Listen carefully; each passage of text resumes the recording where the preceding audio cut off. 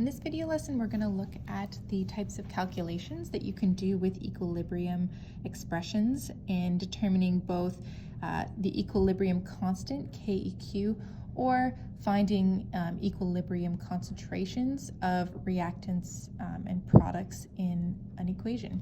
So these are the two types of calculations that we're going to do in this video. So finding KEQ is the first type, so type 1, determine KEQ. Or finding the equilibrium concentrations. So if you're looking for concentrations, KEQ will be given to you.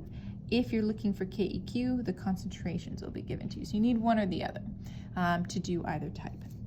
Basically, there's a few main steps that you're going to follow when doing these questions, and to help us organize ourselves, we use things called ICE tables.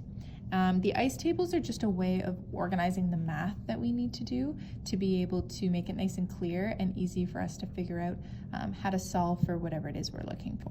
So we're going to jump right into an example here. First type is looking for KEQ, so the equilibrium constant for a reaction. So our example says, suppose there are 2 moles of HI in a 1 liter flask at 425 degrees Celsius that react to produce hydrogen gas and iodine gas. When equilibrium is reached, the concentrations of I2 and H2 are determined to be 0.214 moles per liter. So these are our equilibrium concentrations. Remember that we can only ever use equilibrium concentrations in when we're trying to find what C is. Calculate, K, not C. Calculate the equilibrium constant for this reaction. We're going to start by just getting a few ideas of how we can organize our data. Okay, so here we've got 1.0 liters, so this is a volume. We can also make note that this has 2 significant figures in that number. We don't actually need the temperature at all. It's just there to help us know that it's at a very high temperature.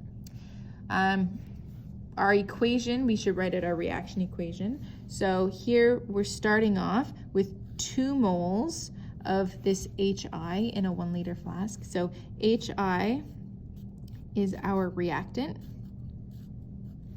And we've got H2 and I2 being produced. So H2 plus I2.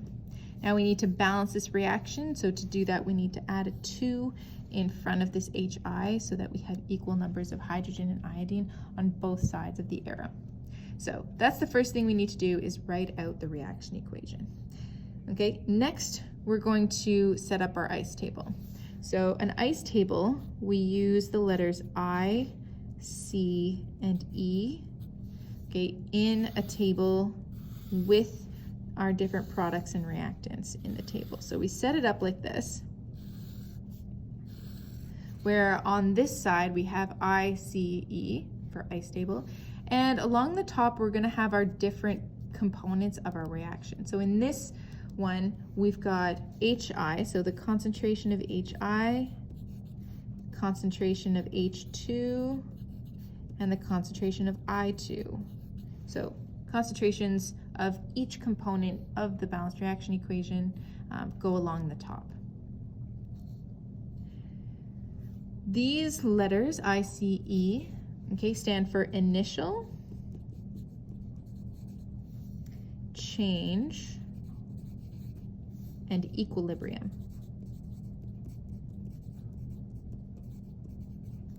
So initially, we're starting off with 2 moles in a 1 liter flask of this HI. So we have 2.0 moles per liter initially of HI. And we have no hydrogen gas or iodine gas, okay, because we're just starting with this. So our initial experiment starts with 2 moles per liter of that, and 0 and 0. The change line, okay, is going to indicate how much is changing from going from one direction to the other.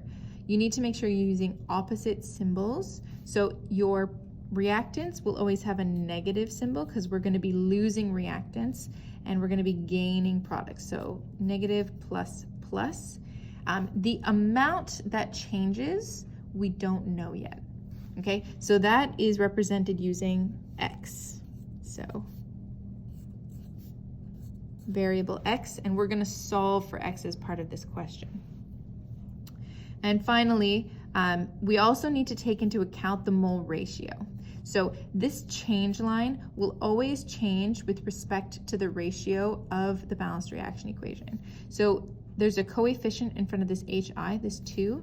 So we're going to have minus 2x for that one, plus x, because those are both 1 and 1. So the change line, we subtract reactants, we add products, and we do so in the ratio that's the same as what's in the balanced reaction equation. So in this case, 2, 1, 1, 2, 1, 1. The last line, the equilibrium line, okay, is E equals I plus C. So this is the equation that we use for solving what E is supposed to be. So equilibrium equals the initial plus the change. So in our next step, we're going to be setting up what this line should be. In this case, we don't know what the equilibrium concentration of HI is yet. We know that it's 2.0, so initial minus 2x. Okay, that will give us initial plus the change. And this line is going to be 0 plus x, so it's just going to be x. 0 plus x is just going to give us x. So that's what these are, and we're going to be solving for x. So that's sort of the main first step, is set up the ICE table, put in your initial and your change lines. Step number 2 is to find x. We know that equilibrium is equal to the initial plus the change, and we know, based on this question, that the equilibrium concentration of both H2 and I2 is 0.214 moles per liter. So here, we know that this E is 0.214 for both of these, 0.214. So now, equilibrium, 0.214, is equal to the initial, 0, plus the change, plus x, okay, from one of these lines. That tells us that x is equal to 0.214. Once we know what x is, we can sub it in to this equation to determine what the equilibrium concentration of the HI is. We already know the equilibrium concentration of the H2 and the I2, but we need all three to be able to find KEQ, because KEQ is going to be equal to products over reactants, okay, just like we've been practicing, divided by HI squared. Okay, so we need to have that number to be able to solve for KEQ. And that number, okay, we get from here. So now we know it's going to be 2 minus 2x. We can solve what x, we can sub x in to solve. So in this case, the equilibrium concentration of HI is 2.0 minus 2 times 0.214, which is going to give us 1.572. Now I'm keeping a few extra significant figures here, and we'll round at the very end to our 2 sig figs, which is what we have to go to at the end. So now we know the concentration and equilibrium of all 3 things. So step number 3 in this type of question is to find the equilibrium constant, so find KEQ. And this is just like what we've been doing before. Our expression, KEQ, is products over reactants, so H2 times I2 divided by HI squared. And remember, the squared comes from the fact there's a coefficient 2 in front of that. We can now sub in our equilibrium concentrations from the third line of our ICE table. So we've got 0.214 times 0.214 divided by this 1.527, or 72, pardon me. And that's going to give us an equilibrium constant of 0.0 0.019. So rounded to 2 significant figures there. We would finish this off with a therefore statement. So therefore, the equilibrium constant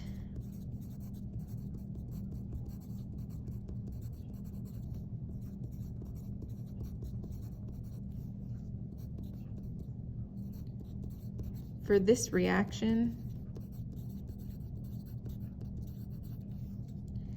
is 0.019, and there's no unit on that. It's just a number. So this is how you find KEQ using ICE tables. So step number 1, set up your ICE table, write out your balanced reaction equation, do your initial line and your change line. Okay, then you're going to be finding X. So solve for X, E equals I plus C. Once you know X, you can sub it in to determine what the equilibrium concentrations are of all 3 things and solve for that. Then you're going to find KQ by subbing in those equilibrium concentrations into the equilibrium expression, which is this formula, okay, to solve for the constant KEQ for that particular reaction. Round to the correct number of significant figures, in this case it was 2, and then write a therefore statement for the question. The second type of calculation we can do with equilibrium is to determine the concentrations. So sometimes you're given, in these types of questions, you'll be given KEQ, and you'll be solving for the concentrations. So here, the equilibrium constant for the reaction below is 2.51 times 10 to the power 4. So this number is 3 significant figures, and it is the KEQ for that reaction. The initial concentrations of hydrogen gas and chlorine gas are 0.25 moles per liter. Determine the equilibrium concentrations for the reactants and the products. So here's our reaction equation already all set to go. First step, so number 1, is to set up our ICE table. So works the same way. We want initial, change, and equilibrium. And we need all of the pieces. So H2,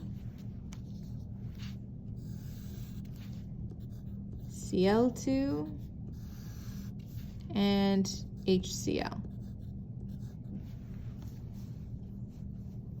We can fill in our initial line. We know the initial concentration of H2 and Cl2 is 0.250 moles per liter, so 0.250, starting with each of those. HCl, we're starting with none of that, so 0. Our change line is minus X, and then plus 2X. So we're losing these reactants, gaining products, so minus, minus, plus. And again, it's in that ratio of the coefficient, so 1 to 1 to 2. So this 2 comes from the fact that there's a coefficient 2 in front of the HCl in the balanced reaction equation. We know that E is I plus C, so E for H2 is going to be 0.250 minus X. Same for the chlorine, 0.250 minus X. And for the HCl, it's going to be 0 plus 2X, or just 2X. We'll be solving for those equilibrium concentrations once we can figure out what X is. So there's step number 1. Set up your ICE table, get it all ready to go. Step number 2 is to solve for X. We do this a little bit differently with this type of equation rather than the way we were doing it in the last one, because it's a little bit more complicated. We're going to take the equilibrium expression, KEQ, and I'm going to write out the whole expression. So products over reactants, our product is HCl squared. The squared comes from the 2 out in front, divided by the reactants, so H2 and Cl2. Now we can sub in everything that we know. We know KEQ is 2.51 times 10 to the power of 4. And we can use these little equations that we've created to sub in for the concentrations at equilibrium that we're solving for. So KQ is 2.51 times 10 to the power of 4 equals, okay, the concentration of HCl at equilibrium we know currently as just 2x.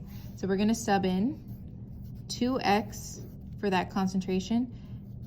The squared stays, divided by the equilibrium concentration of H2 and Cl2. So H2 and Cl2 are both this 0.250 minus x. We're going to sub those in. So 0.250 minus x, 0.250 minus x for both of those. So now you may have noticed that these are both exactly the same. And when you have two things that are exactly the same multiplied by each other, it's the same thing as something being squared. So I'm going to rewrite this in a simplified version as 2.51 times 10 to the power of 4 equals 2x squared divided by 0.250 minus x, also squared. So this times this, I reduced it into a more simplified form with the x squared. So now you're going to start to notice where we're coming in with this square root idea. If the top is squared in this fraction and the bottom is squared, we can basically get rid of both of those squares by taking the square root of that whole half of the equation. But what we do to one side, we have to do to the other side. So if we take the square root of that, we have to take the square root of this number as well. So square root both sides, that is going to cancel out this squared on the top and the bottom of that fraction and make it possible for us to solve for what x is. So now the square root of 2.51 times 10 to the power of 4 is equal to 2x divided by 0.250 minus x. So now I've gotten rid of the squared signs on that right side. This I can solve just with my calculator. I'm going to take the square root of that number, okay, and that is going to give me 158. So 158, and we're going to take this 0.25 minus x, and we're going to bring it up over onto this side now to multiply it so that we can collect our like terms and so on and so forth, regular algebra type things now. So bringing this over, the square root of this number was the 158. Bring that up. 250 minus x equals 2x. Now this looks a little bit more friendly, and we can actually solve for x. Expand the brackets, so you're going to multiply that 158 in. 158 times 0.25 is going to give us 39.6. Okay, 158 over there is going to give us minus 158x equals 2x.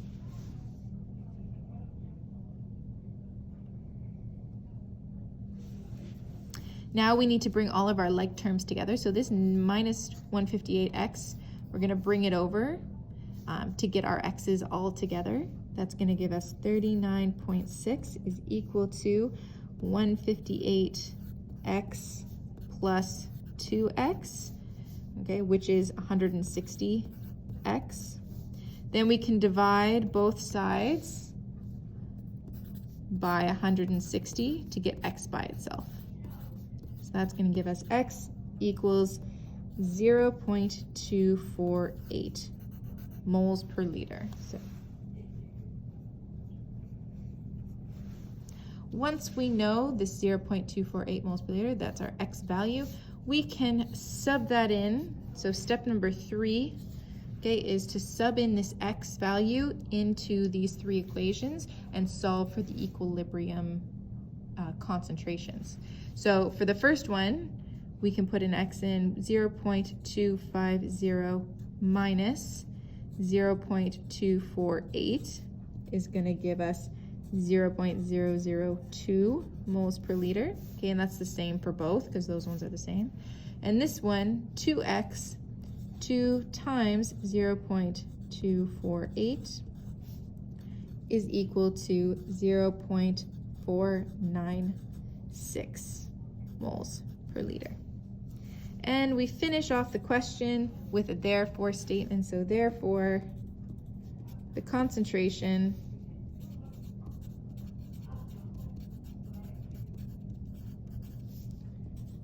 of H2 and Cl2 at equilibrium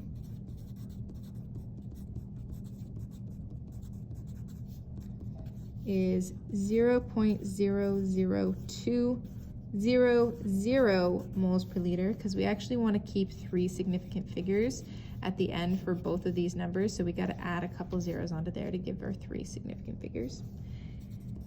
And the concentration of HCl at equilibrium